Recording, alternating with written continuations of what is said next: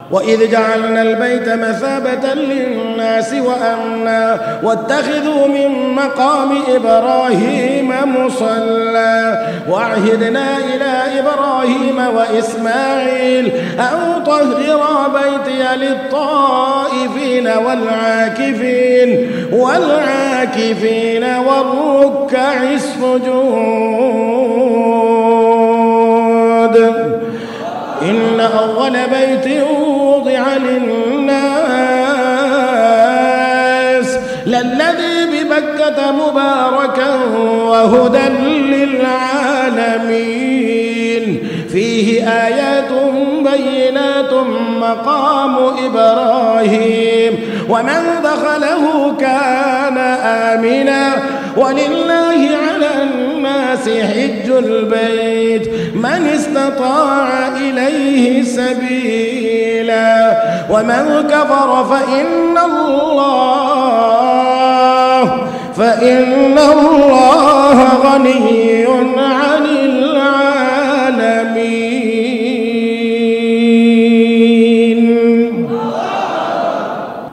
إبراهيم عليه السلام মিস্ত্রি হেল্পার ইসমাইল জবিহুল্লাহ পাথর এনে দেন। আল্লাহর খলিল ইব্রাহিম গাঁথনি করেন। ওয়াল উঁচু হইতে আছে যতটুকু সম্ভব উঁচু করলেন। এরপরে আরো উঁচা হওয়ার দরকার। আল্লাহর খলিল ইব্রাহিম আলাইহিস সালাতু ওয়াস সালাম আরো উঁচা করা দরকার। কেমন করে করবেন? পাথর আনলেন, পাথরের উপরে দাঁড়াইলেন, দাঁড়ায়া আরো উঁচা করলেন। কিন্তু আরো উঁচা করার প্রয়োজন। এখন কি করবেন? মাচা লাগে, মাচা। কিন্তু সেখানে তো কাঠ নাই, বাঁশ নাই, তক্তা নাই, লোহা নাই। কেমন করে এখানে মাচা তৈরি করবেন? ওয়াল কেমন করে উঁচু হবে? আল্লাহর খলিল আল্লাহকে বলেন, আল্লাহ ওয়াল তো আরো উঁচু হওয়া লাগে, কেমন করে করব? আল্লাহ রাব্বুল আলামিন বলেন, পয়গম্বর টেনশনের কোনো কারণ নাই, চিন্তার কোনো কারণ নাই। তোমার পায়ের নিচের পাথরটাকে আমি আল্লাহ তোমার জন্য কুদরতি মাচা বানায়া দিলাম। কুদরতি মাচা, এই পাথর তোমাকে নিয়ে উপরে উঠাবে। তুমি হুকুম করবে, পাথর 1 ফুট উপরে উঠায়া ধরো। পাথর তোমাকে 1 ফুট উপরে ধরে রাখবে। এ পাথর ডাইনে যা তো ডাইনে যাবে, পাথর বামে যা তো বামে যাবে। কাজ শেষ হওয়ার পরে যখন আবার তুমি বলবা, পাথর তোমাকে নিরাপদে ল্যান্ড করায়া দেবে। শরীরে কোনো ঝাঁকুনিও লাগবে না।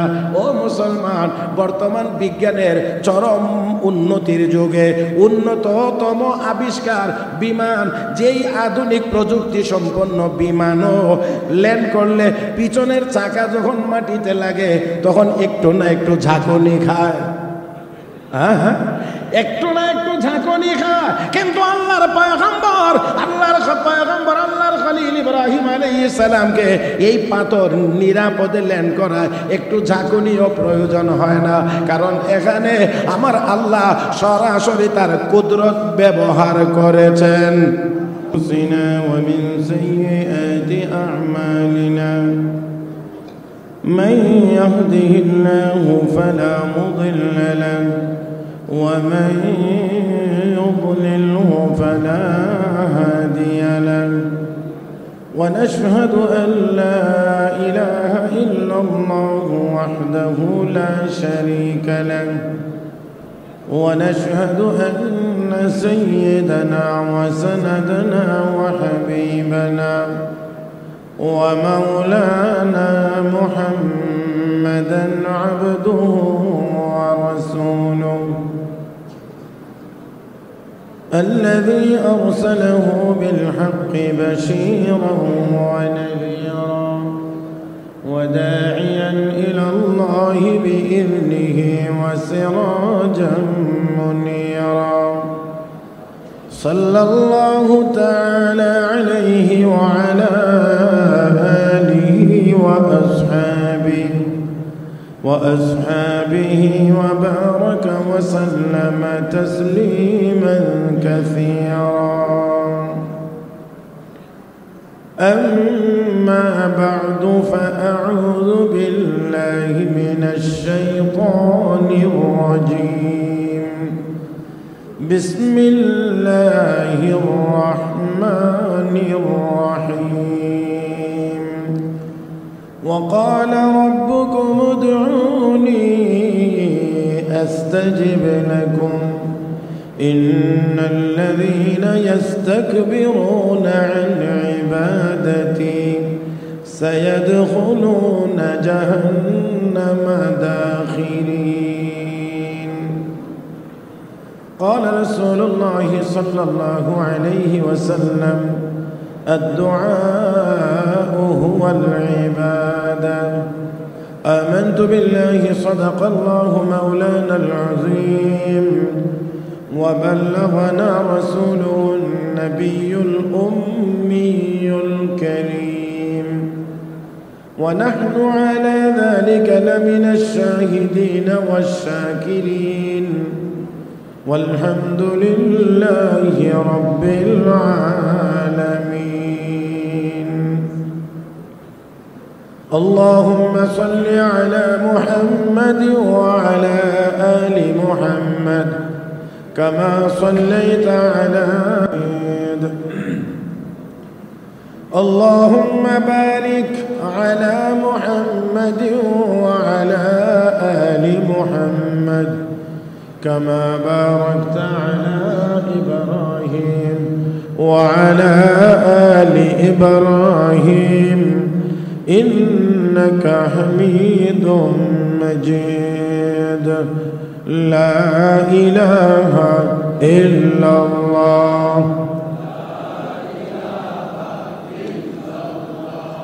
لا إله إلا الله لا إله إلا الله محمد رسول الله. খিলগাঁও পুরাতন পাকা জামে মসজিদ ওয়াকফ স্টেট পরিচালিত জামিয়া মাদানিয়া খিলগাঁও ঢাকা এর হাফেজ ছাত্রদের দস্তারবন্দি উপলক্ষে আয়োজিত আজকের 18তম বার্ষিক ওয়াজ মাহফিলের চলমান অধিবেশনের মহতারাম সভাপতি, উপস্থিত হাজরাত উলামায়ে কেরাম, সমবেত দিনদার ইমানদার মুসলমান ভাইয়েরা, পর্দার আড়ালে অবস্থানরত শ্রদ্ধেয় সম্মানিত মা ও বোনেরা, রব্বে করিমের দরবারে শুকরিয়া আদায় করছি যিনি আমাদেরকে অত্যন্ত দয়া করে, মায়া করে, মেহেরবানি করে আজকের এই মোবারক মজলিসে আসার বসার, উলামায়ে কেরামের জবান থেকে গুরুত্বপূর্ণ নসিহত শুনবার তৌফিক দান করেছেন। মহব্বতের সাথে সবাই বলি আলহামদুলিল্লাহ। যারা কষ্ট করে এখনো বসা আছেন, আপনারা আরো অল্প কিছুক্ষণ সময় বসে থেকে শুনতে কি রাজি আছেন? যারা রাজি আছেন তারা একটু বসাটারে ঠিক করেন। এই যে দিক দিয়ে অনেক দূরে আছেন, আপনারা একটু কাছে আসেন। এই দিক দিয়ে যারা অনেক দূর পর্যন্ত, আপনারা একটু দয়া করে কাছে আসেন। মাশাআল্লাহ। যে ভাই যারা একটু একটু সামান্য হরকত করেন, মসজিদ সুন্দর হবে ইনশাআল্লাহ। আল্লাহ সবাইকে তৌফিক দান করুন। মাশাআল্লাহ মাশাআল্লাহ। এ তো হয়ে যাচ্ছে।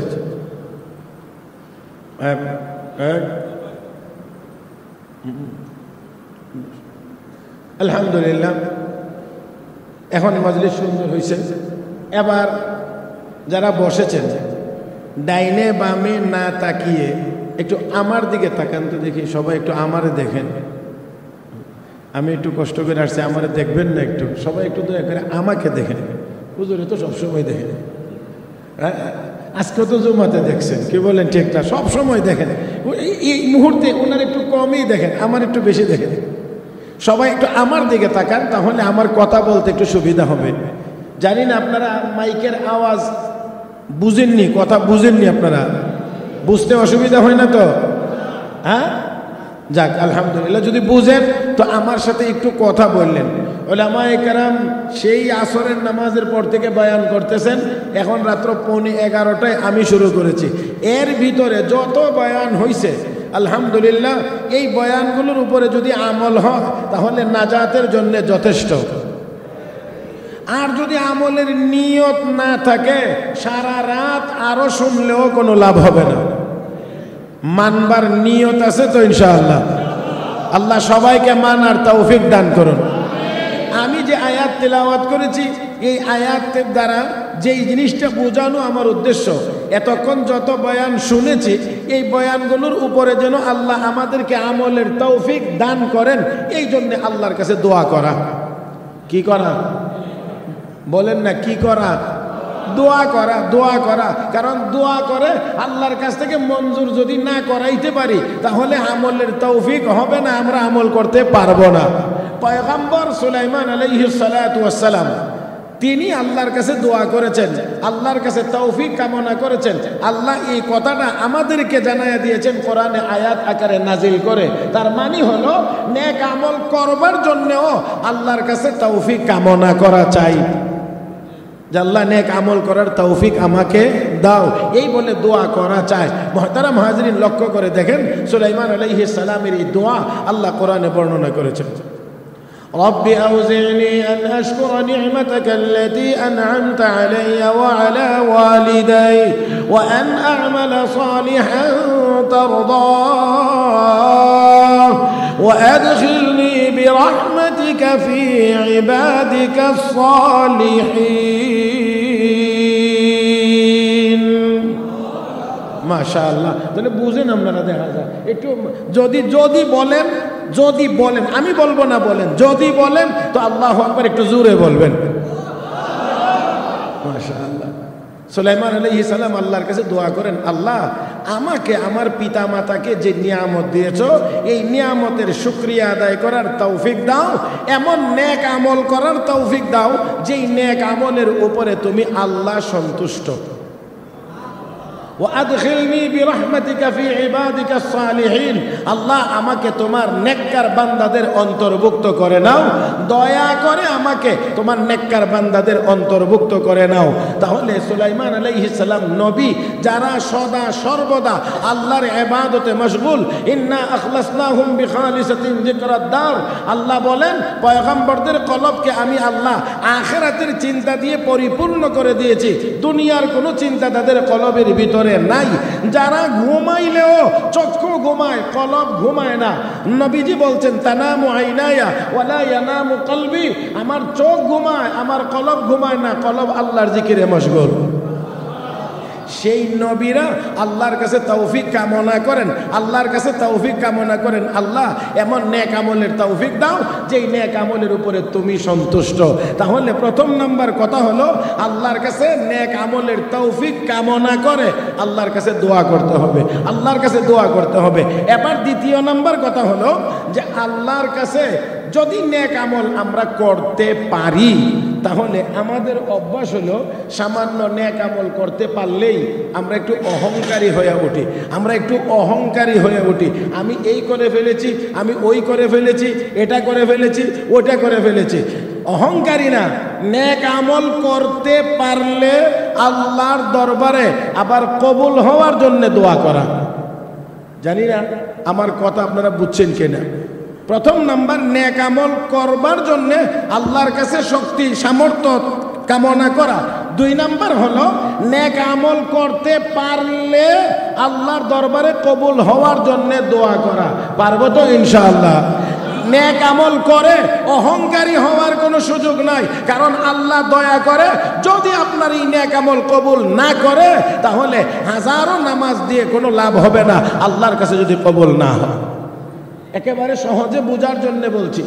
সাইয়েদেনা হযরত ইব্রাহিম আলাইহিস সালামকে আল্লাহ নির্দেশ দিলেন, ইব্রাহিম আমার ঘরটা পুনরায় নির্মাণ করো, বাইতুল্লাহ। নূহ আলাইহিস সালামের প্লাবনে এই কাবা ঘরের উপরের কাঠামোটা নষ্ট হয়ে গিয়েছিল। আল্লাহ বললেন ইব্রাহিম আমার ঘরটা পুনরায় নির্মাণ করো।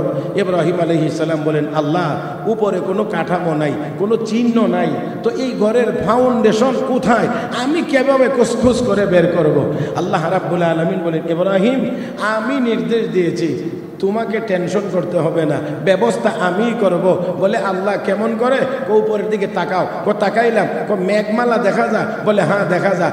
এটা তোমার রাহবার, এটা তোমাকে পথ দেখায় নেবে, এটা চলবে, তুমি চলতে থাকবা, এটা যেখানে গিয়ে দাঁড়াবে সেই জায়গাতে কোদাল দিয়ে কূপ দিলেই আমার ঘরের ফাউন্ডেশন পাইবা। ইব্রাহিম আলাইহিস সালাম মেঘমালাকে অনুসরণ করে চলতে লাগলেন, যেখানে গিয়ে দাঁড়াইছে এবার মাটিতে কূপ দিছে, আল্লাহর ঘরের ফাউন্ডেশন বের হয়েছে। এখন আপনাদেরকে একটু কথা একেবারে কান পেতে ভালো করে শুনতে হবে।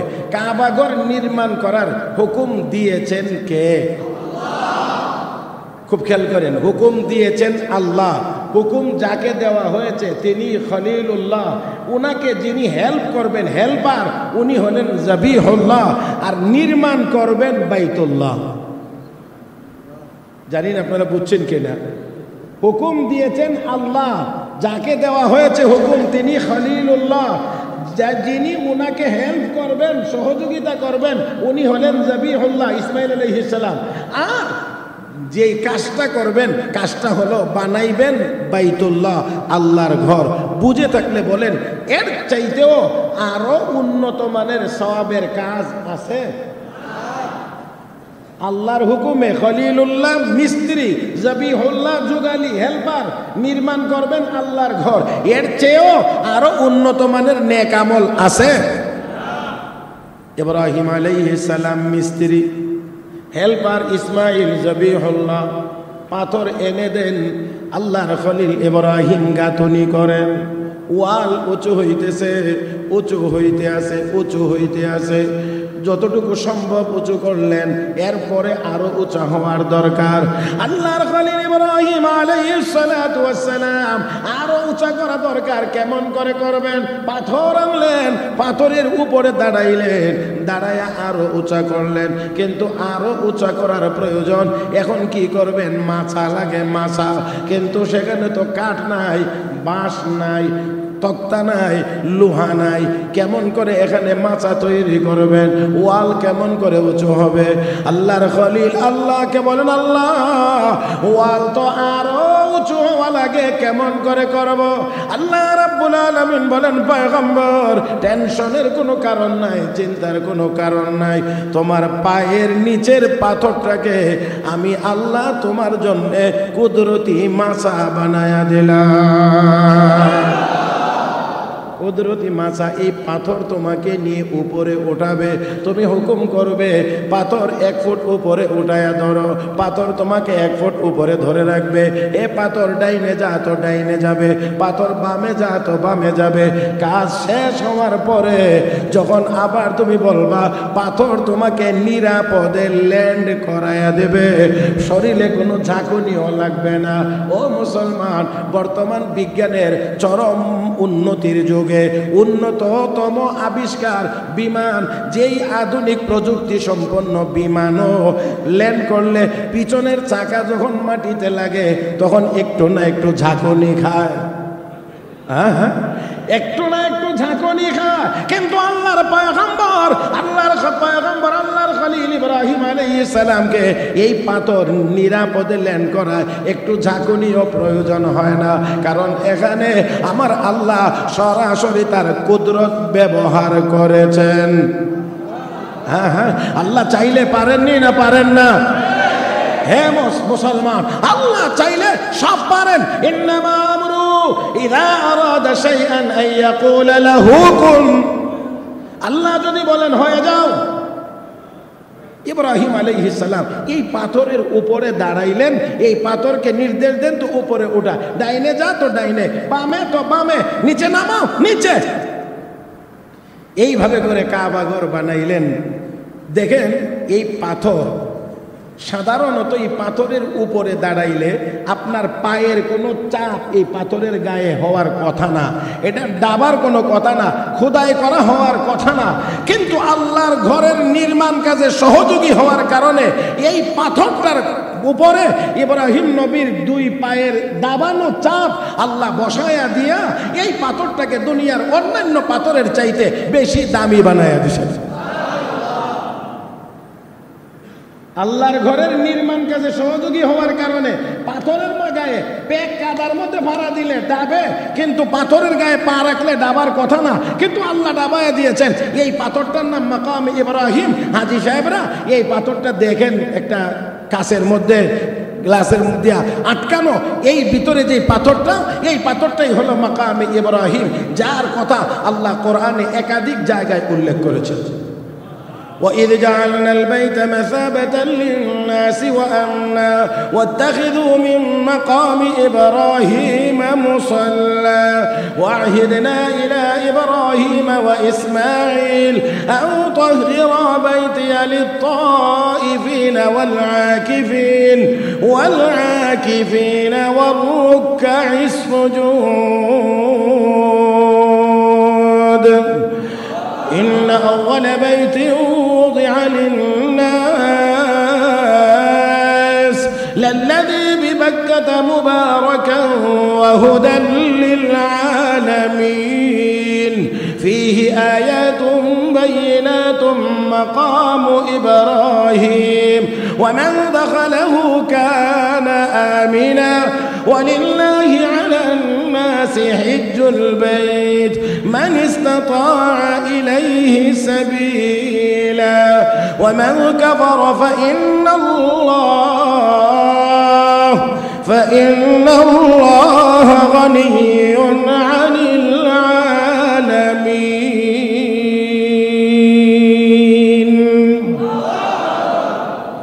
এই পাথরটার নাম মাকাম ইব্রাহিম। আল্লাহ কয় এই পাথরটা যেখানে এই বরাবর নামাজ পড়ার জন্য, এই জন্য হাজি সাহেবরা তওয়াফ শেষ করে এই পাথর বরাবর 2 রাকাত নামাজ পড়তে পারলে বেশি উত্তম, না হইলে অন্যখানে পড়লেও আদায় হবে। তো এই মাকাম ইব্রাহিম, এই পাথর আল্লাহর পয়গম্বর, আল্লাহর খলিল আল্লাহর ঘর বানাইলেন। বলেন দেখি কার হুকুমে বানাইলেন? কার সাহায্যে বানাইলেন? যারা বানাইলেন তারা সাধারণ মানুষ না দুজন নবী? দুজন নবী। একজনের উপাধি খলিলুল্লাহ, একজনের উপাধি জাবিহুল্লাহ। দুজন পয়গম্বরে মিলে কাবাঘর বানাইলেন, আল্লাহর নির্দেশে বানাইলেন, আল্লাহর সাহায্যে বানাইলেন। এত ভালো কাজ করার পরেও এই 2 পয়গম্বর মিলে এবার আল্লাহর কাছে দোয়া শুরু করছেন। এটাই ছিল আমার বলার মূল কথা, যে এত ভালো কাজ, এত বড় কাজ করার পরেও, পয়গম্বরেরা করার পরেও দুজনে মিলে আল্লাহর কাছে অনেকগুলো দোয়া করেছেন। এর মধ্যে প্রথম নম্বরে আল্লাহ রাব্বুল আলামিন বলেন, وَإِذْ يَرْفَعُ إِبْرَاهِيمُ الْقَوَاعِدَ مِنَ الْبَيْتِ وَإِسْمَاعِيلُ رَبَّنَا تَقَبَّلْ مِنَّا إِنَّكَ أَنْتَ السَّمِيعُ الْعَلِيمُ। আল্লাহ আমরা যে এই কাজটা করলাম, আমরা যে ঘরটা বানাইলাম, আল্লাহ আমরা তো আমাদের কাজ করছি, দয়া করে আমাদের পক্ষ থেকে তুমি এই কাজটা কবুল করে নাও। তাহলে বোঝা গেল নেক আমল করতে পারলে অহংকারী হওয়ার কোনো সুযোগ নাই, বরঞ্চ নেক আমল করতে পারলে কবুল হওয়ার জন্য আল্লাহর দরবারে দোয়া করা। মনে রাখতে হবে নেক কাজ করতে পারা এটাও আল্লাহর তৌফিক হইলেই করা যায়। আর নেক আমলের দ্বারা সুফল পাওয়া যাবে তখনই যখন আল্লাহর দরবারে আল্লাহ কবুল করবেন, তখনই সুফল পাওয়া যাবে। আর যদি নেক আমল করে অহংকারী হয়ে যান, তাহলে অহংকারীদের কোনো দিক থেকেই পরিণতি ভালো হয় না। অহংকারীদের পরিণতি কোনো দিক থেকেই ভালো হয়। আল্লাহ আমাদের সবাইকে বুঝার তৌফিক দান করুন। এবারে আসেন আয়াত যে তেলাওয়াত করেছি, আয়াতে আল্লাহ রাব্বুল আলামিন বলেন, ওয়াকালা রাব্বুকুম, তোমাদের রব বলেছেন। বলতে পারবো আমরা সবাই মিলে আমার আপনার সকলের রব কে? আল্লাহ।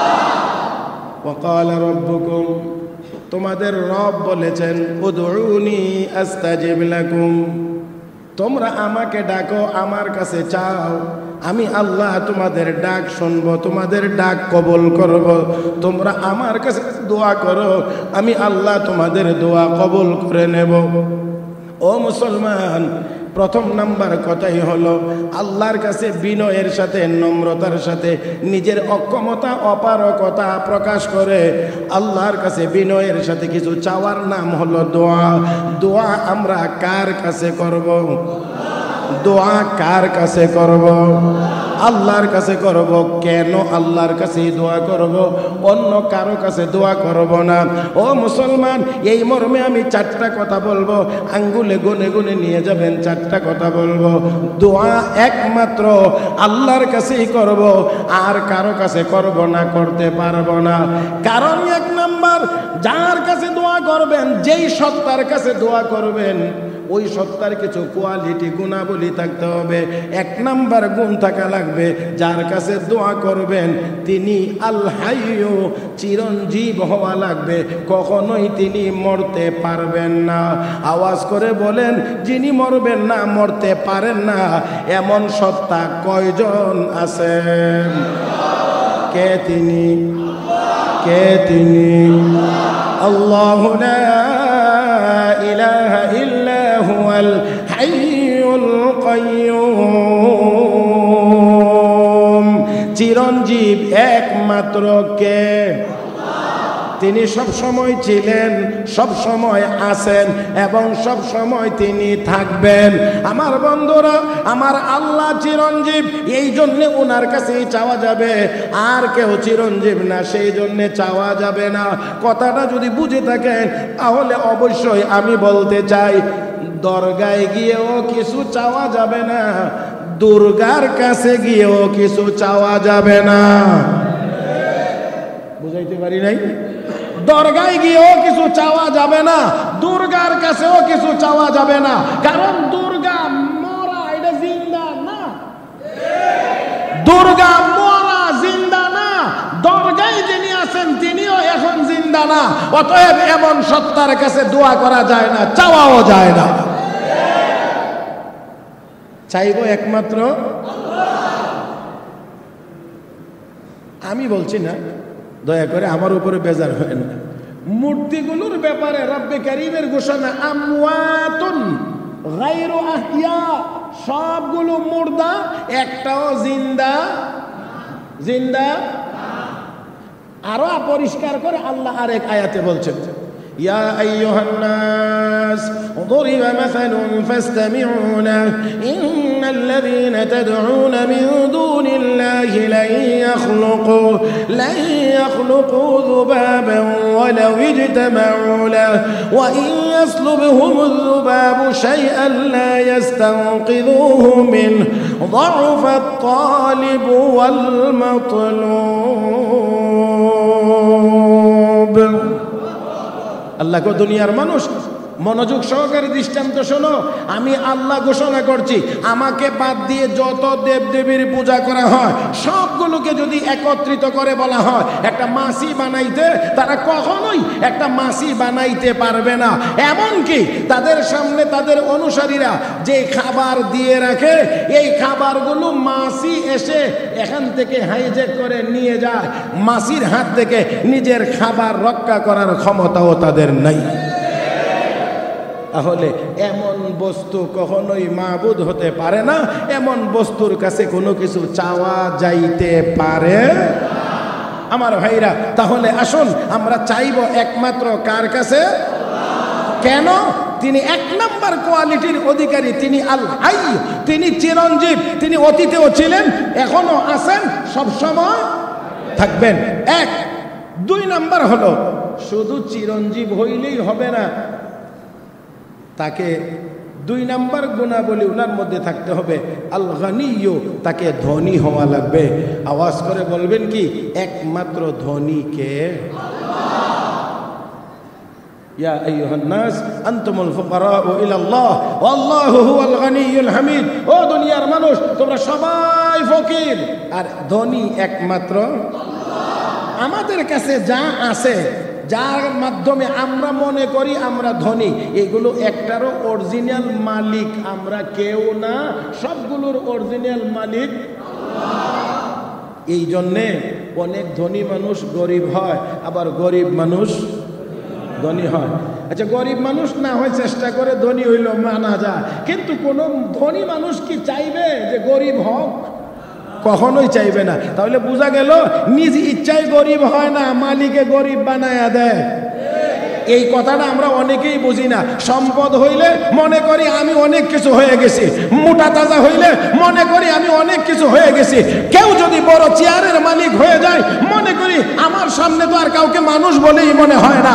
আমার আল্লাহ কয় একটু সময় দেই, একটু সুযোগ দেই, দেখি ঠিক হস কিনা। যদি না হস তাহলে ব্যবস্থা আমার কাছে আছে। নমরুদের জন্য জুতার বাড়ি, ফেরাউনের জন্য পানিতে চুবানি। হ্যাঁ, নমরুদের জন্য জুতার বাড়ি, ফেরাউনের জন্য পানিতে চোবানি, আব্রাহার জন্য ছোট ছোট পাখির ছোট ছোট কাঙ্কর। আর বাংলাদেশে কিছু বললে লাভ নাই, এই পর্যন্তই থাকি।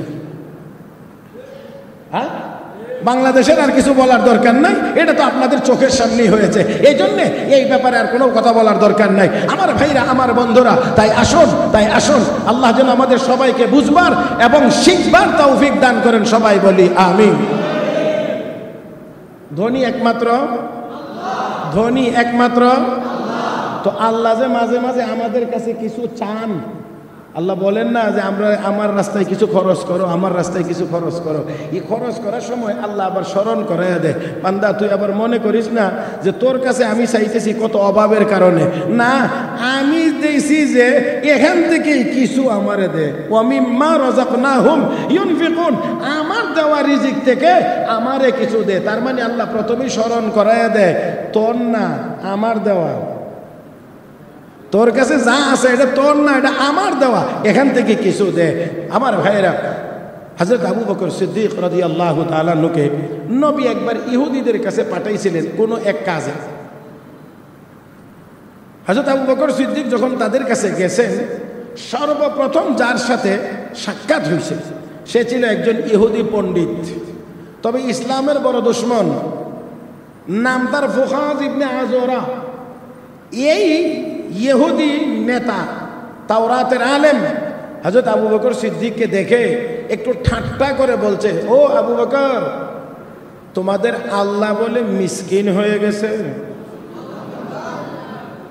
সবাই মনে হয় শব্দটা বুঝেন নাই, আমি আবারও বলছি। ইহুদি বলতে আছে, ইহুদি পণ্ডিত, ও আবু বকর, শুনলাম তোমাদের আল্লাহ বলে ফকির হয়ে গেছে। যার সামনে বলতেছেন এই কথা হযরত আবু বকর, আপনার আমার মতোই উনি ইমানের অধিকারী। হ্যাঁ, পৃথিবীর শ্রেষ্ঠ ইমানদার উম্মতের মধ্যে, নবীদেরকে বাদ দিয়ে সারা পৃথিবীর সকল নবীর সকল উম্মতের মধ্যে শ্রেষ্ঠ ইমানদার হযরত আবু বকর সিদ্দিক। এই লোকটার সামনে কয় তোমাদের আল্লাহ বলে মিসকিন হয়ে গেছে, ফকির হয়ে গেছে। কেমনে, কেন? তোমাদের কোরআনে বলে আয়াত নাজিল হইছে, মাইয়ুকরিদুল্লাহ কারদান হাসানা, কে আল্লাহকে উত্তম ঋণ দিবা, এমন আয়াত বলে নাজিল হইছে। আল্লাহ ঋণ চান, তো গরিব আর মিসকিন না হইলে কি ঋণ চান?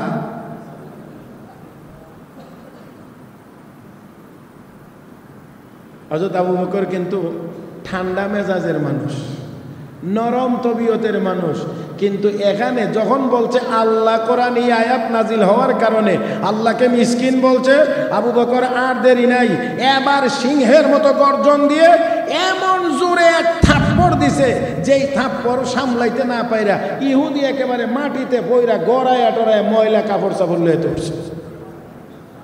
কি মনে হয় আস্তে দিছে? কি আস্তে দিছে? আর যেই হাতে দিছেন এই হাতটা কি দুর্বল ইমানের হাত না সবল ইমানের হাত? আরে এই জিনিসটা আমি বুঝাইতে মনে হয় পারবো না, আমার এই যোগ্যতা নাই। ইমানের পাওয়ার দেখা যায় না মিয়া, লাগলে টের পাওয়া যায়।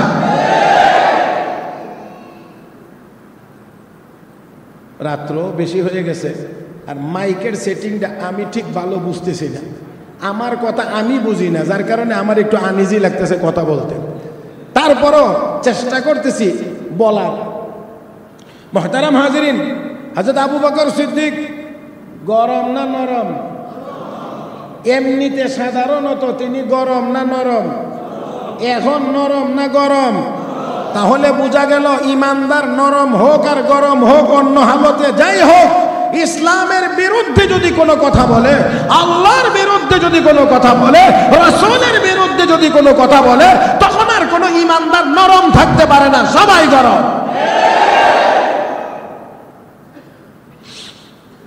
হযরত আবু বকর সিদ্দিক থাপ্পড় দিছেন তো দিছেন, ঠিক মতোই দিছেন। এই লোকটা গড়ায়া উঠে হযরত আবু বকরের চেহারার দিকে তাকায়া দেখেন, যেই ভাব কথা বললেই আরো দেব। এই জন্য ইহুদি এই বাটপার চিন্তা করছে এখানে আর কথা বাড়ায়া আর বেশি মার খেয়ে লাভ নাই, চলে যায় আবু বকরের নবীর কাছে, গিয়ে বুঝাইয়া যদি বলতে পারি যে আপনার আবু বকর অন্যায়ভাবে আমাকে থাপ্পড় দিছে, তাহলে আবু বকরের নবী আমাকে পাল্টা একটা থাপ্পড় দেওয়ার সুযোগ করে দেবে, কিসাস, বদলা। দেখেন কত বড়, এটারে সালাক বলা যায় না, এটারে বাটফার বলা যায়। নবীর কাছে চলে গেছে, নবী তো রহমতের নবী, তার সুরত বুরত দেখেই বুঝছে যে কিছু, হ্যাঁ তোমার এই অবস্থা কেন? আপনার আবু বকরে আমাকে থাপ্পড় দিয়ে মাটিতে ফেলে দিছে। নবী তার দিকে তাকাইলেন, তাকানো আর কথা বলার ভঙ্গি থেকে বোঝা যায় নবীর বিশ্বাস হইতেছে না আবু বকরে আবার থাপ্পড় কেমনে দেয়। নবীজিকে কে থাপ্পড় দিছে ভালো করে বলো। নবীর মনের ইচ্ছা যেন হযরত উমরের নামটা কইত, উমরের নামটা বললে গিয়ে মিলে থাপ্পড়ের সাথে। কে থাপ্পড় দিছে? আবু বকরই থাপ্পড় দিছে। ইতিমধ্যে হযরত আবু বকর সিদ্দিক নবীর দরবারে হাজির। নবীজি গায়ে, আবু বকর তোমার বিরুদ্ধে মামলা, তুমি নাকি লোকটাকে থাপ্পড় মেরেছ। আমি আর আপনি হলে হয়তো ঠোঁট মুখ মুছে বলতাম জি না হুজুর, জীবন আমি কাম করছি না। বুঝেন নাই?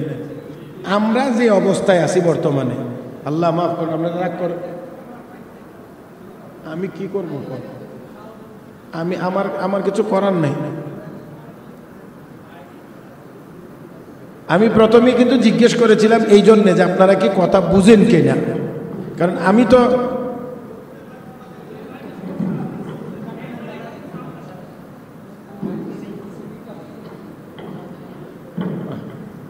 এমন একটা সময়ের মধ্যে দেখেন এখন কিছু বোঝা যায় না। হ্যাঁ মাশাআল্লাহ মাশাআল্লাহ। তাহলে ঠিক আছে, এই এতক্ষণ যে এটা দিলেন না, এটা আমি এবং শ্রোতা উভয়ের উপরে জুলুম করা হয়েছে। দিলেন না এতক্ষণ কেন বলেন, ঠিক না? এখন তো সমস্যা নাই। আচ্ছা আলহামদুলিল্লাহ। তাহলে খেয়াল করেন, হযরত আবু বকর সিদ্দিক সামনে, আবু বকর সিদ্দিক সামনে। নবীকে, আবু বকর তোমার বিরুদ্ধে মামলা, তুমি আসামি, 1 নম্বর আসামি এবং একমাত্র আসামি। আসামিও বেশি না, হ্যাঁ একজনে একমাত্র আসামি তুমি, তোমার বিরুদ্ধে মামলা, তুমি নাকি লোকটাকে থাপ্পড় মারছো।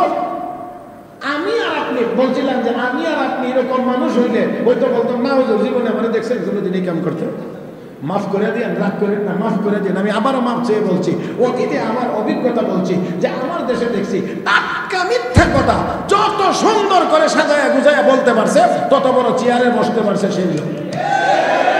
সেজন্য আমি বলছি, আমার অনেকগুলো মাহফিল ইতিমধ্যে আমি বলে ফেলেছি, সামনের দিন আসতেছে আমরা আর কোন চেয়ারে কোন মিথ্যাবাদীকে দেখতে চাই না।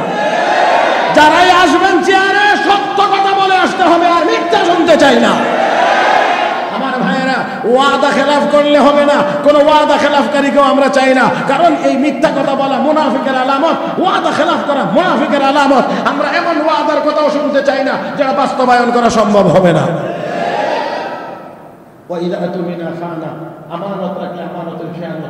এখানেও আমাদের পরিষ্কার কথা, বাংলাদেশের মানুষের ঘামের পয়সা দিয়ে আর কানাডায় বেগম বাড়া তৈরি হোক, এটাও আমরা আর কোনোদিন চাই না। আল্লাহ আমাদের সবাইকে বুঝার তৌফিক দান করুন, বলি আমিন। কিন্তু আবু বকর, যার উপাধি হলো সিদ্দিক, উনি তো আর মিথ্যা কথা বলতে না বলতে পারেন না। জি হ্যাঁ ইয়া রাসূলুল্লাহ, থাপ্পড় দিয়েছি। কেন আবু বকর, কেন তুমি এমন করে থাপ্পড় মারলা? হযরত আবু বকর বলেন, ইয়া রাসূলুল্লাহ, ইয়া হাবিবাল্লাহ, নবী গো, আমি থাপ্পড় দিয়েছি তার পেছনে কারণ আছে। আমাকে গালি দিলে আমি সহ্য করতে পারি, আমার পরিবারের সদস্যদেরকে গালি দিলে তাও আমি আবু বকর মেনে নিতে পারি, এমনকি আমাকে আঘাত করলেও আমি তা মেনে নিতে পারি। তবে ইয়া রাসূলুল্লাহ, ইয়া হাবিবাল্লাহ, আমার সামনে আমার আল্লাহকে মিসকিন বলে এই কমবক্ত গালি দিয়েছে, এটা আমার পক্ষে মেনে নেওয়া সম্ভব না। তাই আমি আমার আল্লাহর মহব্বতে এই কমবক্তকে থাপ্পড় দিয়েছি। আল্লাহ নবী আমার বলেন, আসলে কি তুমি এমন কথা বলেছ? আল্লাহর ব্যাপারে কি তুমি এমন বাজে কথা বলেছ? ইহুদি কয় না, মোটেও না, কোনো কথাই আমি বলি নাই। সত্য বলে না মিথ্যা? এই জোরে কোন না কেন সত্য না মিথ্যা? মিথ্যা কথা বলা এটা তাদের স্বভাব, এটা তাদের স্বভাব। এটা শুধু ইসরায়েলের বর্তমান প্রধানমন্ত্রীর স্বভাব না, এদের আব্বা দাদাদেরও একই স্বভাব। এটা এদের নতুন স্বভাব না। মিথ্যা কথা বলা এটা তাদের পুরনো অভ্যাস। সাম্মাউনা লিল কাযিব আকালুনা লিস-সুদ। এই ইহুদিরা মুসলমানের শত্রু। আমার বন্ধুরা, আমরা বলতে চাই 200 কোটি মুসলমান আমরা যেই পৃথিবীতে, 200 কোটি মুসলমান 60 লাখ ইহুদির সামনে মাথা নত করে চলবার জাতি হতে পারে না। হযরত আবু বকর সিদ্দিক রাদিয়াল্লাহু তাআলা আনহু বললেন, থাপ্পড় দিছি তো এই জন্য দিছি। নবীজিকে তুমি এমন কিছু বলছো? না, কিচ্ছু বলি নাই, এমনি থাপ্পড় মারছে। আবু বকর সিদ্দিক নাকি এমনি থাপ্পড় মারছে। আপনাদের কি মনে হয় সত্য কথা বলছে না মিথ্যা কথা বলছে? এখন আল্লাহর নবী কয়, আবু বকর সাক্ষী কই? সাক্ষী আছে কি? এখন তো যেহেতু বিবাদী অস্বীকার করে, সাক্ষী লাগবে। দেখেন রাসূলের আদালতের বিচার, নিজের দলের লোক, নিজের প্রধান সাহাবী, আবার নিজের সাহাবী হওয়ার পরে আবার নবীর শ্বশুর। আবু বকর সিদ্দিক কিন্তু নবীর শ্বশুর, হযরত আয়েশা সিদ্দিকার বাবা হযরত আবু বকর সিদ্দিক। কিন্তু তারপরেও সামান্য পরিমাণ এদিক ওদিক নাই। আল্লাহ নবী বলেন, আবু বকর এখন তোমার সাক্ষী লাগবে। সাক্ষী আছে কি? ইয়া রাসূলুল্লাহ, ইয়া হাবিবাল্লাহ, নবী গো, ঘটনা যখন ঘটছিল আমাদের সামনে আর কোনো মানুষ ছিল না, অতএব সাক্ষীরও কোনো ব্যবস্থা, সাক্ষীর কোনো ব্যবস্থা নাই। আবু বকর, সাক্ষী যদি পেশ করতে না পারো, মামলার রায় তো তোমার বিপক্ষেই হবে, অর্থাৎ ইহুদি এখন তোমার গালে থাপ্পড় দেবে, এমনই তো হবে রায়। হযরত আবু বকর বলেন, ইয়া রাসূলুল্লাহ, যা করেছি আল্লাহর মহব্বতে করেছি, দ্বীনের মহব্বতে করেছি, রাসূলের মহব্বতে করেছি, অতএব যা হওয়ার তা হবে, টেনশনের কোনো কারণ নাই, আমি এতে কোনো চিন্তাও করি না। আল্লাহর হাবিব মনে মনে ভাবছেন রায় ঘোষণা করবেন, আবু বকরের বিপক্ষে রায় হবে, ইহুদির পক্ষে রায় হবে, সব কিছু আমার আল্লাহ দেখেন না, দেখেন না। আমার আল্লাহ ডাক দেখো, জিবরাইল, আমার আবু বকরের গালে কমবক্ত ইহুদি থাপ্পড় মারবে, এটা আমি আল্লাহর গায়ে বরদাস্ত হবে না। রে জিবরাইল, যা যা আমার বন্ধুকে গিয়ে সালাম দিয়ে জানায়া দে, আমার আবু বকরের জন্য দুনিয়ার কোনো সাক্ষীর প্রয়োজনই হবে না, আমার আবু বকরের জন্য আমি স্বয়ং আল্লাহ নিজেই সাক্ষী হয়ে গেলাম। আল্লাহ আয়াত নাযিল করে দিলেন, লাকাদ সামিআ আল্লাহু কাওলাল্লাযীনা ক্বালু ইন্নাল্লাহা ফাকীরুন ওয়া নাহনু আগনিয়া। হাবিব, দুনিয়ার কেউ না শুনলেও আমি আল্লাহ অবশ্যই শুনেছি। তা সে যে বলছে যে আল্লাহ ফকির আর তারা ধনী, তারা ধনী, এই কথা আমি আল্লাহ শুনছি। অতএব আবু বকর যা করছে ঠিকই করছে। আল্লাহু আকবার। আর একটু মহব্বতে বলুন। আমার ভাইরা, আমার বন্ধুরা, তাহলে আসুন বলছিলাম দোয়া আল্লাহর কাছে কেন করব? নাম্বার 1, আল্লাহ আল হাইয়্যু, চিরঞ্জীব, তিনি সব সময় ছিলেন, সব সময় আছেন, সব সময় থাকবেন। 2 নাম্বার, ধনী একমাত্র আল্লাহ, ধনী একমাত্র আল্লাহ। তাহলে চাইলে দোয়া করলে কার কাছে? আল্লাহ। 2 কয়টা বলবো বলছিলাম? 4টা বলবো, 2টা গেছে, আর 2টা লম্বা করে বলার সুযোগ নেই, কারণ ঠেলায় ঠেলায় দিতে দিতে আমার বাজাইছে বনে 11টা। কথা বোঝেন না, রাত্র এখন অনেক হয়ে গেছে, এই জন্যে খুব সংক্ষেপে বলছি। নাম্বার 3, শুধুমাত্র ধনী হইলেও হবে না, দানবীর হওয়া লাগবে, দাতা হওয়া লাগবে, দেওয়ার অভ্যাস থাকতে হবে।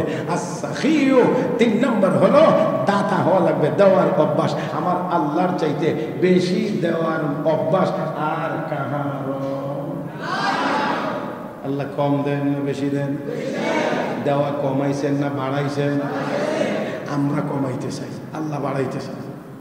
হ্যাঁ, আমরা কমাই, আমরা এটা কইলে আপনারা রাগ করবেন, এই জন্য করতে পারতেছি না। আগে দেখছি সরকারি কাগজে লেখা ছিল ছেলে হোক মেয়ে হোক 2টাই যথেষ্ট, আর এখন বড় বড় সাইনবোর্ডটা নেয় লেখে 2টার বেশি নয়, একটা হইলে ভালো হয়। হ্যাঁ, তো আর কিছুদিন গেলে কি লিখবেন? 50 বছরের ভিতরে যদি স্লোগান পরিবর্তন হয়, তো আগামী 50 বছরের ভিতরে কি লিখবেন? তখন লিখবেন একটার বেশি নয়, না হইলে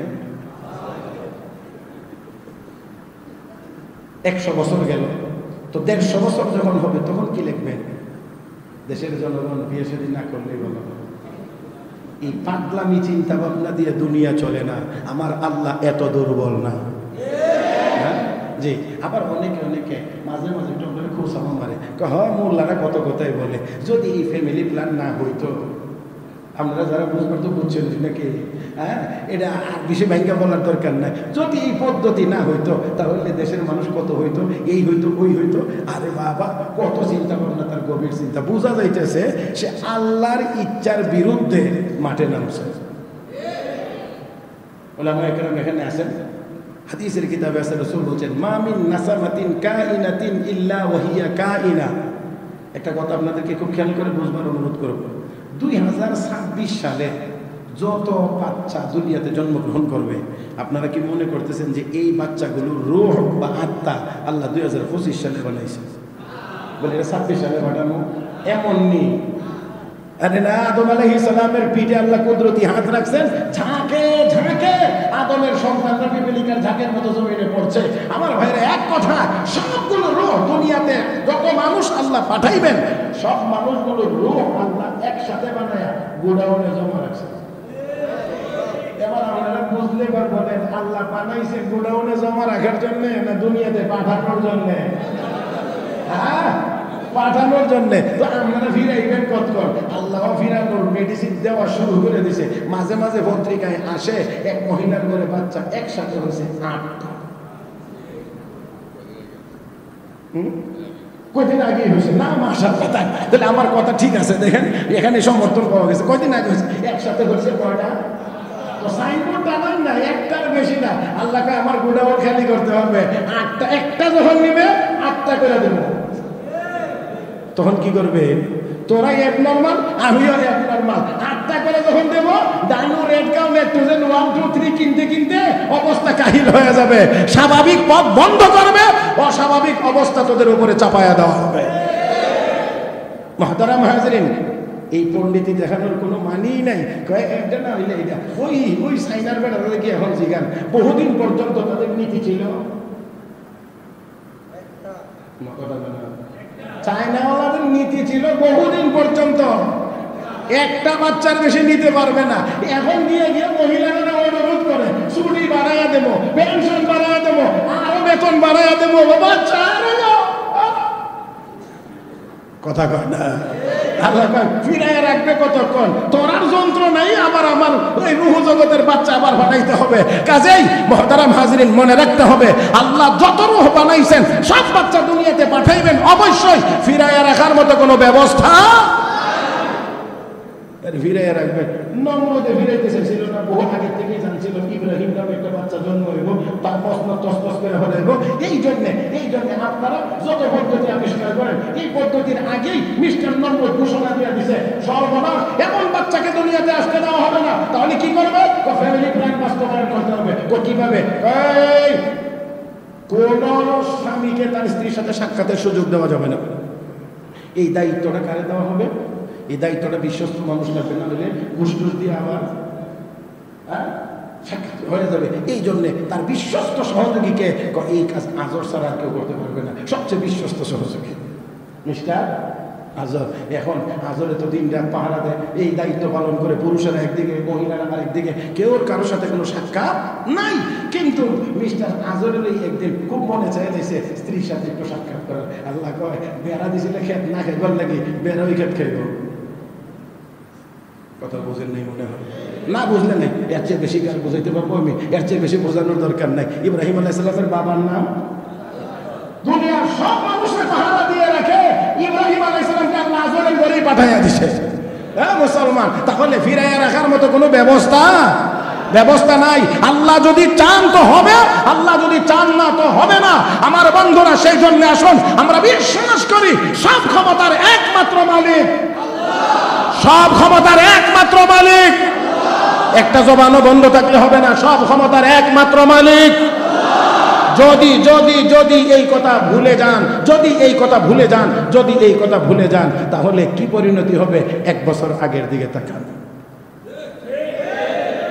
মাত্র 1 বছর আগের দিকে তাকান। যারা স্বপ্ন দেখতো 41 পর্যন্ত আর আমাদেরকে এই মসনদ থেকে কেউ নামাইতে পারবে না, আল্লাহকে 45 মিনিটের বেশি সময় দেওয়া হবে না। قل اللهم مالك الملك تؤتي الملك من تشاء وتنزع الملك ممن تشاء وتعز من تشاء وتذل من تشاء بيدك الخير إنك على كل شيء قدير আমি কইতে আছি কথা ঠিক আছে না আলহামদুলিল্লাহ আলহামদুলিল্লাহ চলবে তো আরো মাশাআল্লাহ সভাপতি সাহেব বলে সোজা হয়ে বসে গেছে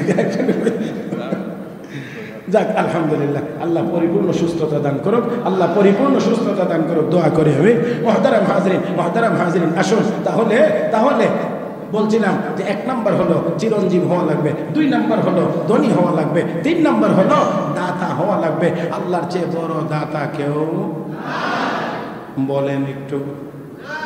মুসলমান একটা সময়ে আমরা মানুষ ছিলাম 7 কোটি 7.5 কোটি, তখন দেশে খাবারের বড় অভাব ছিল। 7 কোটি 7.5 কোটি মানুষ যখন আমরা ছিলাম, দেশে খাবারের যথেষ্ট পরিমাণ সংকট ছিল, অভাব ছিল। ধনী মানুষের, আমি আমার গ্রামের কথা বলছি, আপনারা রাজধানীর মানুষ, গ্রামগঞ্জে অনেকেই ভাত খাইতে পারছে, আবার বেশিরভাগ মানুষ খাইতে পারে নাই। ওই সময় আবার চাউলের দাম বেশি ছিল, আটার দাম কম ছিল।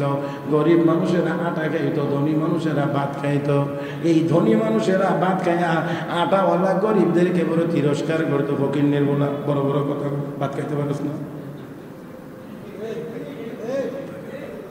আপনারা মনে এরকম কিছুই জানেন না লাগে, হ্যাঁ এরকম মানে। আর গরিব মানুষেরা সহ্য করে নিছে, কি করবে, করার তো কিছু নাই। গরিব বানাইছে, আটা খাই, হ্যাঁ এই জন্যে রুটি খাই, এই জন্য আমাদেরকে এই কথা। আল্লাহ যেন আরশে আজিম থেকে তাকায় তাকায় কই, গরিবেরা একটু অপেক্ষা কর, একটু অপেক্ষা কর, একটু ধৈর্য ধর। 20 বছর যাইতে না যাইতেই দেখলাম সব ধনী মানুষগুলোর হাতে আল্লাহ আটার বস্তা ধরাইয়া দিয়া গরিবরা রে কয়, তোরা এখন সব চাউলের ভাত খা।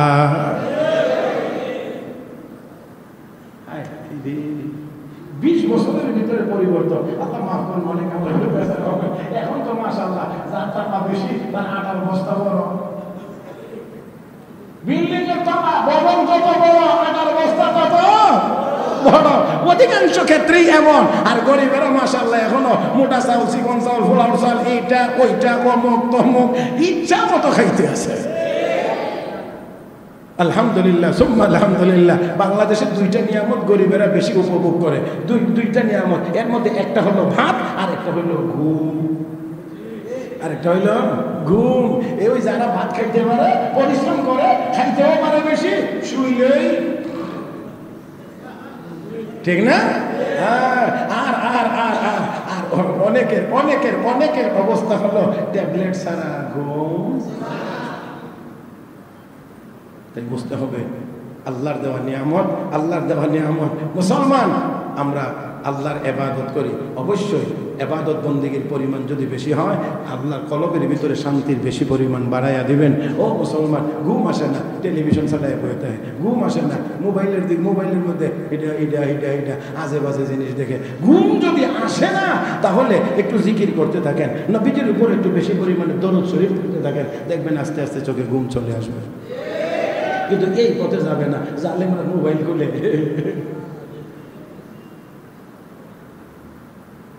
আল্লাহ আমাদেরকে হেফাজত করুন। এই যে মাদ্রাসায় হুজুর বলছেন প্রায় 450 ছাত্র, কত 450 মতো ছাত্র। আলহামদুলিল্লাহ আলহামদুলিল্লাহ সুম্মা আলহামদুলিল্লাহ। যে দেখেন না রাত্রে ঘুমের সময়টা দিতে যায়, এখন ঘুমের টাইম, 15 মিনিট পরে গিয়ে দেখবেন একজনও জিন্দা নেই। 15 মিনিট পরে গিয়ে দেখবেন সব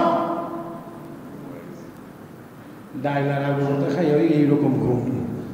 হ্যাঁ, তারপরে আরো ব্যাপার আছে, দেখেন না এই যে করোনা গেল, করোনা, হ্যাঁ স্কুল কলেজ ইউনিভার্সিটি সব বন্ধ, আর আমাদের মাদ্রাসা, হ্যাঁ মাদ্রাসা 3 ফুট 3 ফুট। ওই সময় স্লোগান ছিল 3 ফুট। তারপরে no mask no service, no mask no entry. আরে বাপরে, অফিসের গেটে লাল করে লেখা নো মাস্ক নো এন্ট্রি, মানে মাস্ক ছাড়া ঢুকতেই পারবেন না। হ্যাঁ, আর কোন 3 ফুট আর কোন মাছ কাট মাদ্রাসার গোলাবান সারাদিন করে হেফজ রাত্রে 4টা বাজে উঠে পরে মাছ পড়তে করতো 3 ফুট যতই দূরত্ব বজায় রেখা বিছনা বিছানাতে হয়েছে প্রথম করে 1 গোল দিয়ে 3 একটা নাও আল্লাহর ফজল করবে আল্লাহর ফজল করবে আমি অহংকার গর্ব করে বলছি না শুকরিয়া আদায় করে বলছি আল্লাহর রহমতে সারা বাংলাদেশে কোনো মাদ্রাসার একজন ছাত্র শিক্ষক মসজিদের ইমাম মুয়াজ্জিন খাদেম একজনও করোনায় আক্রান্ত হয়ে মারা গেছে না বাকি মরছে কারা এটা আমি কইতাম এটা মরছে হেঁটে আমি বলবো না করোনারও কিছু রোডম্যাপ আছে বিমান যেমন আকাশে খালি জায়গা কিন্তু যেখানে মনে হচ্ছে এখান দিয়ে বিমান চালাইতে পারে না তারও একটা রাস্তাঘাট আছে রোড ঘাট আছে ওইখানে চলতে হয় করোনাকেও আল্লাহ এমনি পাঠাইছিলেন এই এমনি যায় সেমনি যায় মাদ্রাসা দেখলে গাইলে দিয়ে যায় মসজিদ দেখলে ভাবে দিয়ে যায় ওয়াজমাহফিলে ভেন্টেলে ঘুরে দিয়ে যায় এই জন্যে মসজিদেও করোনা আইছে না মাদ্রাসায়ও করোনা আইছে না সচিবালয়ও ছাড়ছে না আমেরিকার হোয়াইট হাউসও করোনা বাদ দিছে না জি যাক আপনি আপনাদের এখানে আগে আর আইসি না তো নতুন এই জন্যে বেশি কড়া কথা আজকে বলার নিয়ত নেই আমি চাইছিলাম যে একদম সোজা শুধু দুয়ার উপরে কয়েকটা কথার মধ্যে এদিক ওদিক চলে গেছে আইতে আইতে একটু পুরান হইলে আর একটু কড়া কথা বলা যাবে আর কি কারণ নতুন হইলে একটু সমস্যা এই জন্যে আজকে একটু সোজা জায়গার মধ্যে থাকবার চেষ্টা করি আসুন সবচেয়ে দেনেওয়ালাকে বড় দেন বলছিলাম আমরা যেই সময়ে মানুষ 7 কোটি 7.5 কোটি ছিলাম তখন খাবারের সংকট ছিল তখন মাঝে মাঝে ডাক্তার আমি অনেক রোগী নিয়ে ডাক্তারের কাছে যেতাম কারণ আমার মসজিদটা ভৈরবী ছিল হাসপাতালের কাছে ওই সময় এটাই ছিল ভালো মানের হাসপাতাল ভালো ডাক্তার আমার এলাকার অনেক রোগী মরণা সাহেব আমরা একটু লই তো গেলে অনেক সময় দেখছি ডাক্তারে কইছে ও মিয়া পেট ভরে খাই এই সমস্যা ভাত খাবেন না তো কেমন লাগবো শাকসবজি দিয়ে ভাত খাইবেন মাছ খাইবেন গোস্ত খাইবেন তাহলে শরীরে শক্তি পেতেন ও মা এখন আর এই কথা কোনো ডাক্তারে লেখে না এখন খালি কমায় খান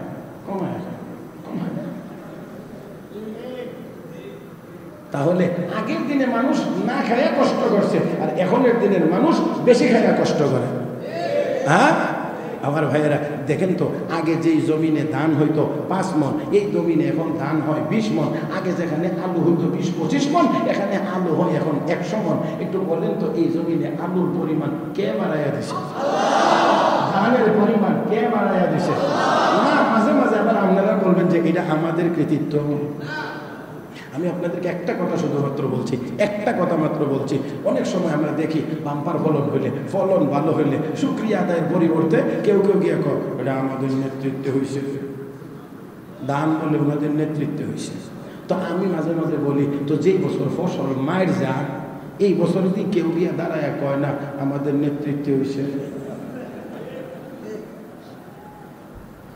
হ্যাঁ এই বছর তো কেউ যায় না আমি আপনাদেরকে সহজে বলি গ্রামের সাথে কিছু সম্পর্ক আসেনি আপনাদের গ্রামের সাথে ধান যে ধানের যে ছড়াটা বের হয় এই ছড়ার মধ্যে যতগুলো ধানের ভিতরে চাউল পাওয়া যায় পরবর্তীতে সবগুলো যতটা ধান নিয়ে ছড়াটা বের হয় এতগুলো ধানের ভিতরে চাউল পাওয়া যায় না কিছু কিছু ধান ফাঁকা থাকে এটার নাম মাশাআল্লাহ চিটা না মানে উনি আবার ভালো বলতে পারবে কারণ ওনার বাড়িটা যেখানে এটা হলো বাংলাদেশের সবচেয়ে বেশি ধানের খেলা কারণ বয়লার মেশিন যা আছে মানে মিল বাংলাদেশের সব মিলে মিলাই জায়গা হবে আপনার আশুগঞ্জে গেলে দেখবেন আপনার মধ্যে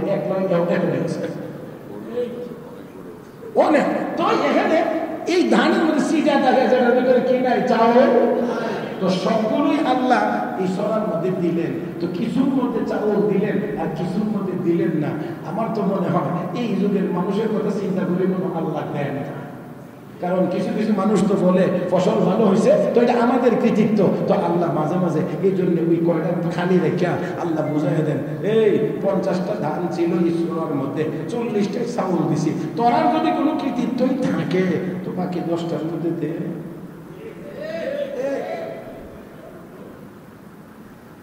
বাকি 10টার মধ্যে ডিমের বিচি রাখেন। ও মুসলমান, আলু চাষ করতে গেলে নরম বীজ আলু মাটির নিচে দেওয়া লাগে। মাটি একটাও খায় না, সিমের বিচিও খায় না, লাউয়ের বিচিও খায় না। ও মুসলমান, মাটির নিচের আলুটাও মাটিয়ে খায় না। কারণ কেন খায় না?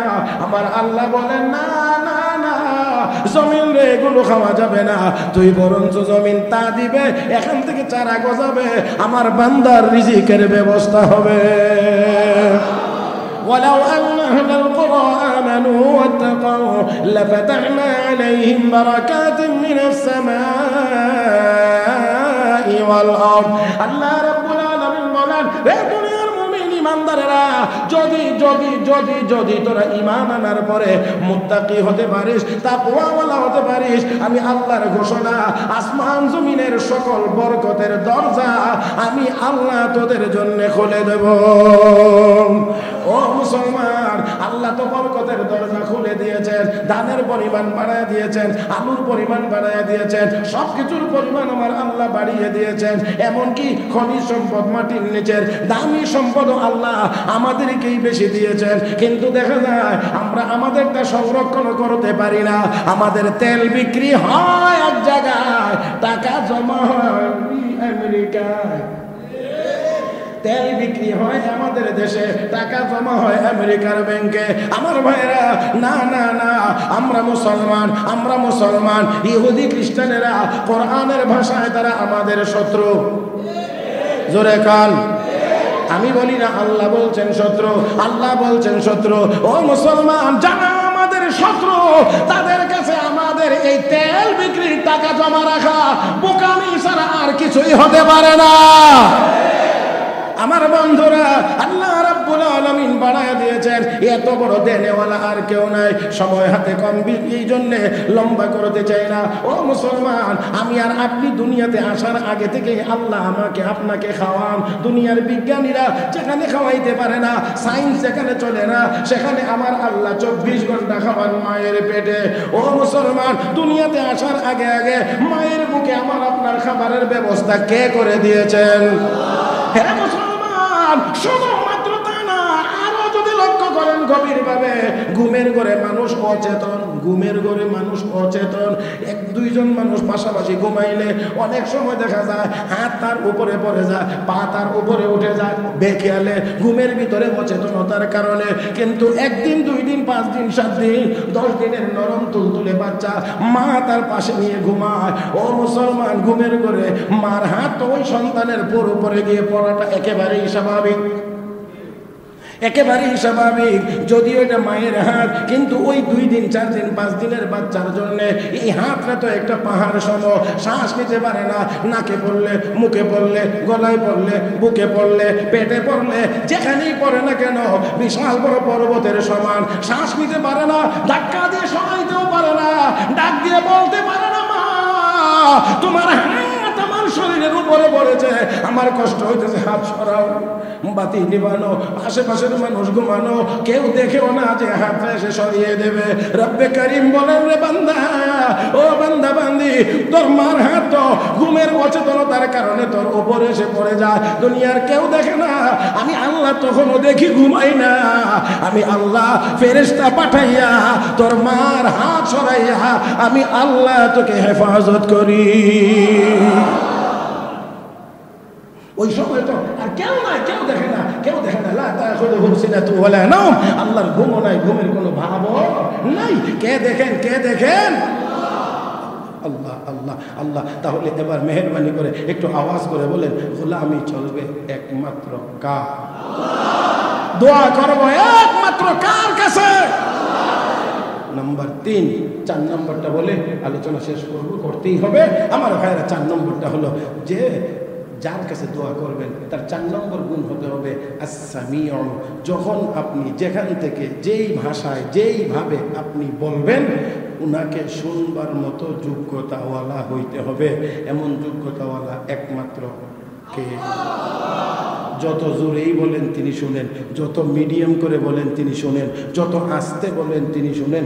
এমনকি হৃদয়ের ভিতরে ভিতরে ভিতরে ভিতরে যা চিন্তা করেন সেটাও আল্লাহ।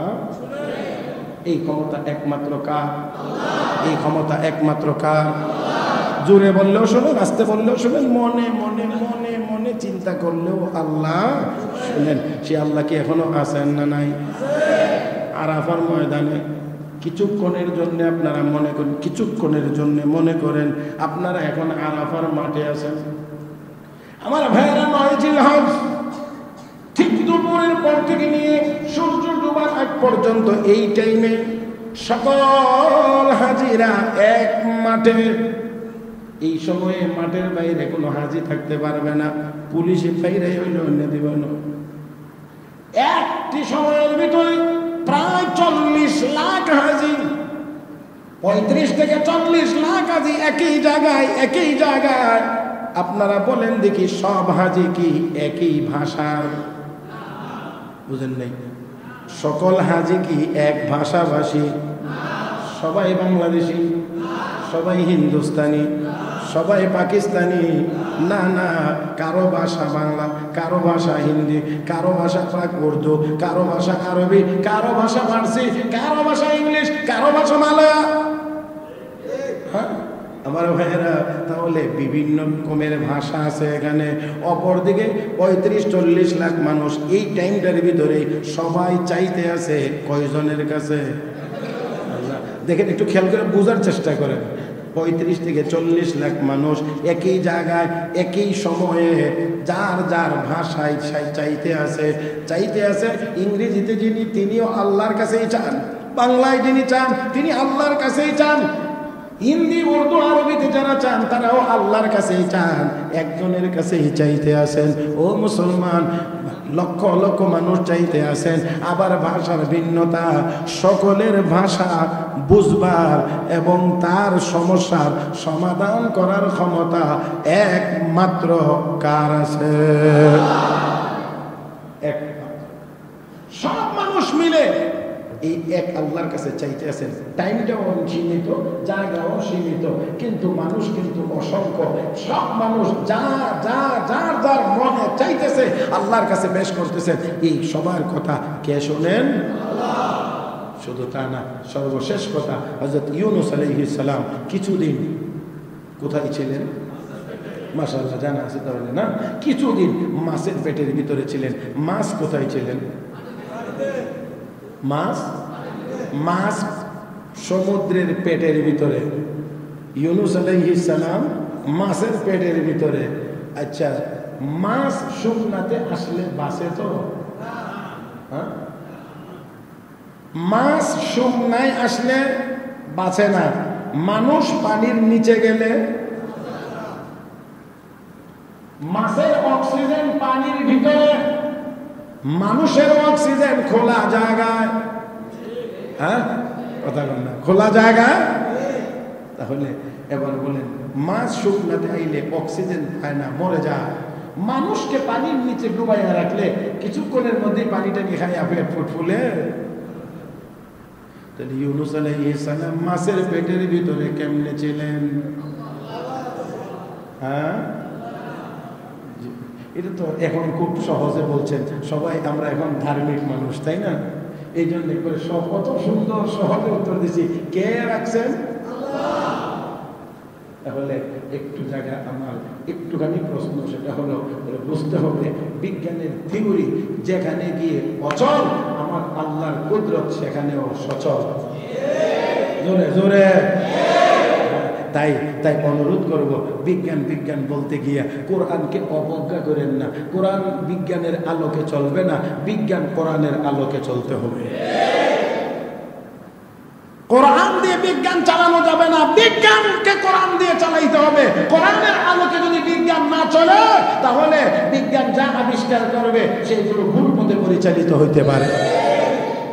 আমার ভাইয়েরা, আপনারা এই যে AK-47 একটা রাইফেল আছে না, সেনাবাহিনীর হাতে থাকে, এই AK-47 যেটা, এইটার আরেকটা নাম আছে আলাদা। এটা পরিচিত প্রসিদ্ধ AK-47, এটা রাশিয়ার যে বিজ্ঞানী আবিষ্কার করেছিল, মরার সময়ে সে তার আক্ষেপের কথা দুনিয়ার মানুষকে শোনায় গেছে যে আমি কি কারণে এই রাইফেলটা বানাইছিলাম। এই রাইফেল বানানোর কারণে এই রাইফেলের গুলির আঘাতে বহু মানুষকে প্রাণ হারাইতে হয়েছে। কেন আমি এটা বানাইতে গেছিলাম, কেন? এই জন্য সে দুনিয়াতে বড় আক্ষেপ আর আফসোস করে, এই আফসোসটা নিয়েই দুনিয়া থেকে বিদায় হয়েছে। আমার ভাইয়েরা, হ্যাঁ, বানানোটা দোষ ছিল না, কিন্তু যে কোনো অস্ত্র যদি কোরআন ও হাদিসের আলোকে পরিচালিত না হয় তাহলে অবশ্যই সেটা অন্যায় কাজে ব্যবহার হবে। আর কোরআন আর হাদিসের আলোকে যদি পরিচালিত হয় তাহলে অবশ্যই ট্রিগার চাপার আগেই তাকে চিন্তা করতে হবে, আমি যাকে মারতে যাচ্ছি এই মারতে পারা, এটা কি আমার অধিকার আছে না নাই, এটা কি সঠিক না বেঠিক, অবশ্যই আগে চিন্তা করবে। মুহতারাম হাজরিন, এই জন্যে কোরআন হাদিস মানুষকে দিক নির্দেশনা দেয়। যা কিছুই পরিচালনা করবেন কোরআন হাদিসের আলোকে পরিচালিত হবে, অসুবিধা নাই। আর যদি কোরআন হাদিসের আলোকে না হয় তাহলে সমস্যার অভাব নাই।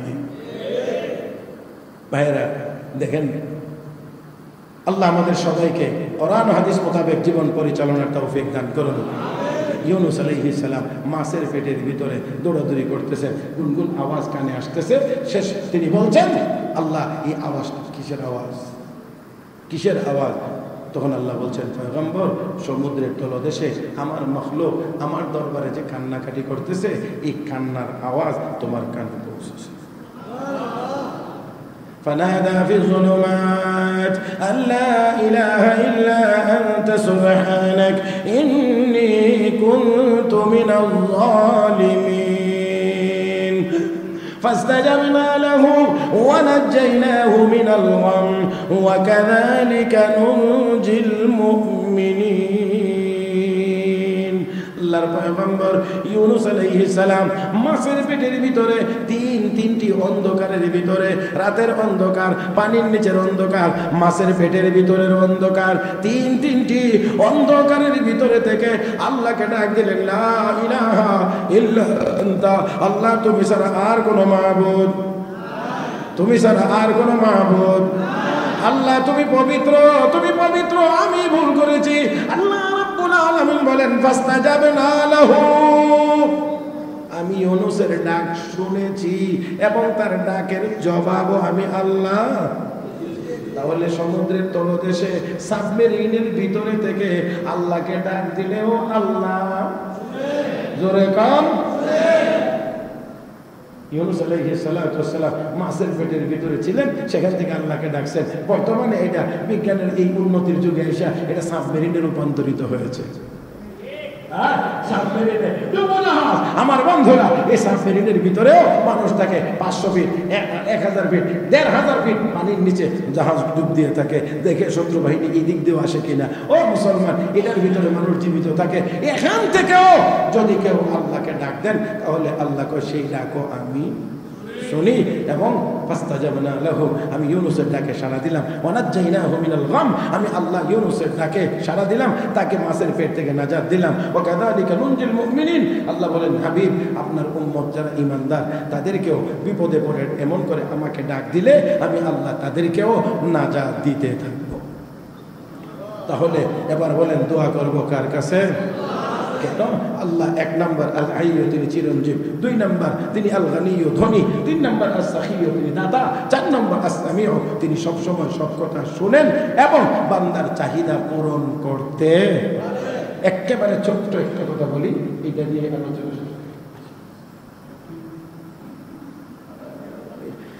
মুসলমান, মুসা আলাইহিস সালাম মাঠে গেছেন, বৃষ্টি হয় না, নামাজ পড়ছেন, হাত তুলছেন, দোয়া করেন, আল্লাহ বৃষ্টি নাই, মানুষের কষ্ট হইতেছে, জীবজন্তু জানোয়ারের কষ্ট হইতেছে। আল্লাহ কো, মুসা, তুমি যে দোয়ার লাগে হাত তুলছো, যাদেরকে নিয়ে হাত তুলছো, তোমার দোয়া শুনে শুনে যারা আমিন আমিন বলতেছে, এই আমিন আমিন বলনেওয়ালা মানুষের মধ্যে এত বড় একটা পাপী আছে, যতক্ষণ এখানে বলে আমিন আমিন বলবে ততক্ষণ পর্যন্ত তুমি নবীর দোয়াও কবুল হবে। বেজার হইবেন যে আপনারা একান কথা কয়ালাই, হ্যাঁ, নবীর দোয়ার মধ্যে দোষ না আমিনে দোষ? বুঝেননি কথা? নবীর দোয়ার মধ্যে দোষ না আমিনে দোষ? অনেক হিসাব দোয়া করলে হঠাৎ দোয়া কবুল হয় না, আগের হুজুরের দোয়া করলে দোয়া কবুল হইতো। তো নবীর দোয়ার মধ্যে তো কোনো দোষ নাই, কবুল হয় না কেন? নবীর কারণে। কথা কয় না? আমার আগে হুজুর বলে গেছেন না, ও ইমামের কেরাত ভেস লাগে কেন? মুসল্লির ওযুতে ডিস্টার্ব হওয়ার কারণে। কথা কয় না? ওই মুসল্লির ওযুতে ডিস্টার্ব হওয়ার কারণে ইমামের কেরাতে ভেস লাগে, বদ আসর করে। পয়গম্বরের দোয়ার মধ্যে কোনো ঝামেলা নাই, কিন্তু উম্মতের বদামলের কারণে নবীর দোয়া কবুল হয় না। ইমামের দোয়ার মধ্যে কোনো সমস্যা নাই, তোমার মতো সুদখোর ঘুষখোর বইয়া বইয়া যে আমিন আমিন কও, তোমার কারণে ইমামের দোয়া কবুল হয় না।